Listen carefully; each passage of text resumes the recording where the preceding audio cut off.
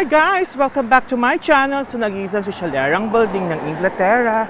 It's me, Madam V! Hi! Guys, today's vlog, malapit na kasi ang winter. Actually, officially we're entering autumn already. But, Diyos ko, nawala ako sa ulirat. Diyos. Guys, officially we're autumn na, so winter is coming, so we have to prepare para sa malamig na pang araw-araw. So what I do every winter, inilalabas ko yung malakasang coat. Because usually isa lang ang ginagamit kong coat sa winter, which is pang talaga yon, pang malakasan. Kasi hindi namang maganda yung mag-coat ka ng mag-layering ka yung tatlong suot mong jacket tapos ng coat pa. So what I do is, I invested for a nice coat, which is ikaw naman makikinabang guys kasi pag malamig talaga, kailangan mong i-warm yourself mo. Kasi talagang super lamig siya, sometimes na -3, -5, nag-i-snow pa. So you need talaga ng magandang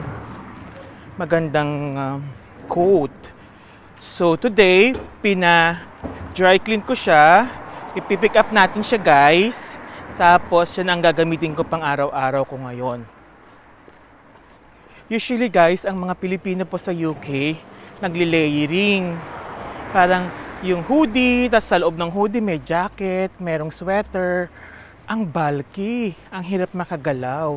At saka hindi siya ganon ka-secure yung, yung temperature. Papasukin pa rin siya ng lamig. Kaya I suggest dapat wool, cashmere, yung mga ganyan ang mga suot. Yung pangmalakasan talaga, yung hindi makalalabas yung init ng katawan at ma-maintain yung body core temperature mo. Kaya, I'll show you later kung ano yung coat ko na pipick upin ko sa, what I call this one, sa dry cleaning shop. Kasi kung bibili ka naman taon-taon ng coat, di ba ang mahal? So, ito 11 pounds lang ang gastos ko every year. Because once a year ko lang naman siya ginagamit or dry clean. So, 11 pounds every year ang aking investment for my coat. Pero, nung binili ko to, syempre, pinikit ko na lang yung mata ko. Okay, guys. We'll see you around. Ayan, guys, ang dadaanan mo papunta sa pinaka-city center. Maraming mga kainan na yung mga lang ba, breakfast keme, tapos may mga gym na 24 hours na, yun na yung uso ngayon, o diba? Yan, lakad lang, baba ka ng flat namin, siguro mga 5 to 10 minutes, andyan ka sa city center, o diba? Very accessible. Tapos yung mga flats dyan, ganyan, tapos meron ding mga, property lender, may mga restaurant, may mga barbero. Tapos ayan guys, if you want to go to London, meron ka ng red bus. If you want to go to countryside, meron ka namang blue bus doon.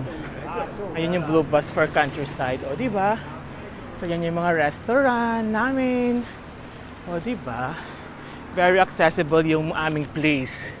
Hindi ganun ka city, hindi ganun ka countryside. O ayan, mga kainan.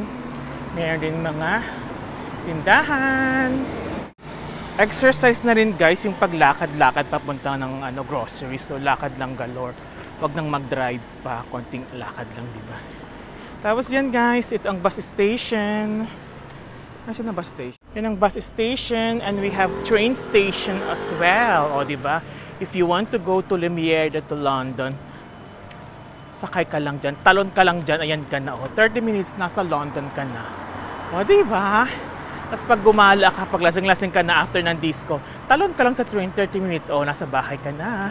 Right? Ayun ang train station, Sutton train station. Ayan guys, medyo maaraw, pero malamig siya ha. Super lamig. I think nasa 13 yata ngayon ang temperature, pero malamig na siya. Talagang papunta na tayo sa winter. Kahit na autumn pa lang, ramdam mo na. Yan guys. Nalakad pa rin ako papunta sa store. Hiningal na ako guys kasi naglakad-lakad tayo. Malabundok ang lakaran dito. O, diba? Ayan, oh, lakad galore. Lakad pa tayo. Alay, lakad 2,000. Ayan tayo pag naglalakad sa High Street, oh. Ganyan lang, oh, pak. O, diba? Pak! O, ganyan. O, diba? Ayan, guys. Pick upin natin siya. Tapos, bongga na. Okay? Ayan, guys. Pasok na tayo.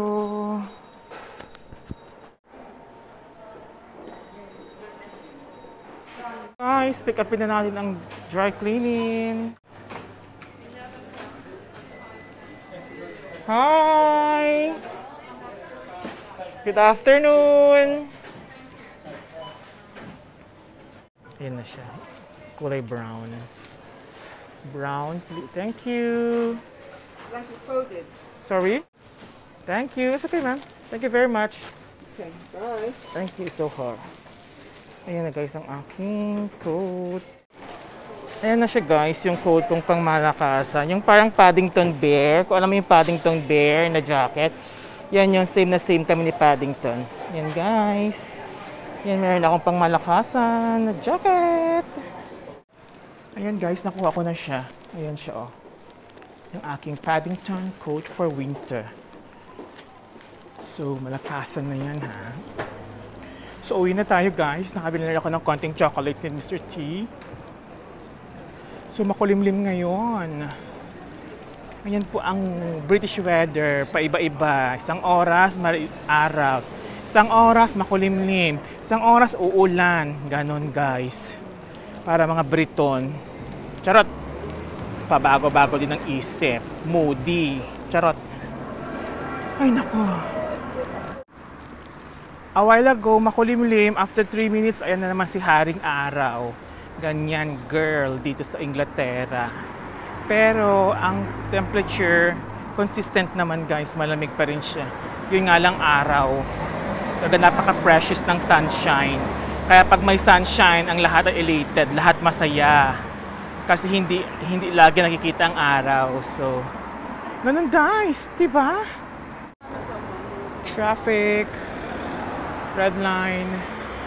Yan ang mga ano guys. Isama mo na rin ang mga streetwears nila oh. Ganun. Ang mga eksena. May lakad pa. Ayan tayo guys. Today is Tuesday. Ayan. Lakad pa tayo. Malakasan. Pauwi na po tayo. Ayan po ang kainan, Nando's. Ayan. Ayan guys. Thank you for watching my vlog. Sa lahat pa po nang hindi nakaka-subscribe, subscribe na po. Invite your friends, family, relative, classmates, at lahat ng kabarkadahan na mag-subscribe na dahil ang vlog ni Madam V ay pang good vibes lang. Mula po sa nag-iisa si Shalerang Valding ng Inglaterra. It's me, Madam V. Bye guys!